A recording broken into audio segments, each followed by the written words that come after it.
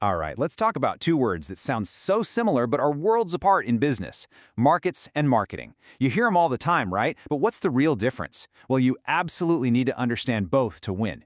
So let's jump right in and break this down nice and simple. At its core, business is super simple. It really just boils down to this: a buyer meets a seller. That's it. But what happens next? How do those two people even find each other?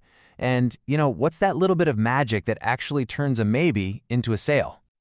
Okay, so first things first, we got to set the scene. Let's think of the market as the stage. This is the arena, the playing field. It's where everything is about to go down. And what is the stage? Well, a market is really just any place, and I mean any place, where buyers and sellers come together.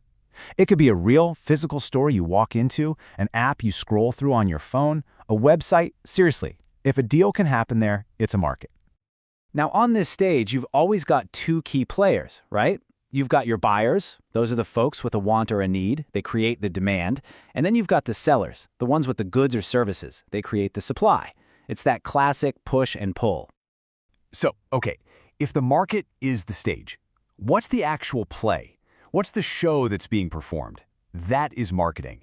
Marketing is the action. It's the strategy. It's the performance itself.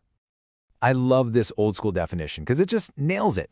It says marketing is about selling the right product in the right place, at the right time, and at the right price. See, it's not just about running a flashy ad. It's this intricate dance of getting everything just right for the customer.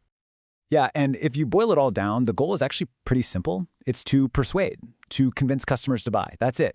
Every single ad you see, the design on a box, that TikTok video from a brand, it's all part of this grand effort to persuade you, to make you believe that their thing is the exact thing you've been looking for. But how do they do it? I mean, how do businesses actually pull off this persuasion thing? Well, it's not just guesswork. Nope, they have a very specific set of tools they use.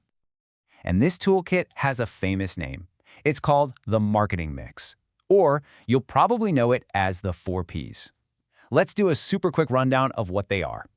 First P is product. The what. This seems kind of obvious, right? But it is so crucial. I mean, you can have the most amazing Super Bowl level ads, but if your product is something nobody actually wants, yeah, you're not going to be in business for very long. Okay, next up, price. The how much. And this is not just some random number you pull out of a hat. Price sends a message, it's a signal about quality, it has to hit that sweet spot of what customers think it's worth. Go too high and nobody buys. Go too low and people might actually think it's cheap and not trust it. Tricky, right? Third P is place. This is all about the where. You have to meet your customers where they are already hanging out. Are they scrolling on Instagram? Are they walking through a mall? You've got to be there. Because if you're not in the right place at the right time, you're basically invisible.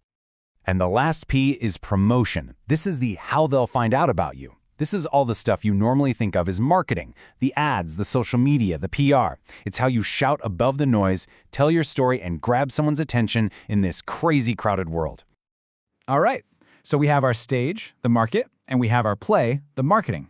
Let's put them right next to each other and really nail down the difference once and for all. So here's the bottom line. The market is the where, it's the environment, it's the potential audience that already exists out there. But marketing, that's the how. It's the action. It's the strategy you actively use to reach out, connect with, and ultimately persuade that audience. And that's really it. It's that simple. You can't put on a play without a stage, right? And a stage with no play on it is, well, it's just an empty room. You need both. The market is the world as it is. Marketing is what you do to make your mark on it. So I'll leave you with this thought.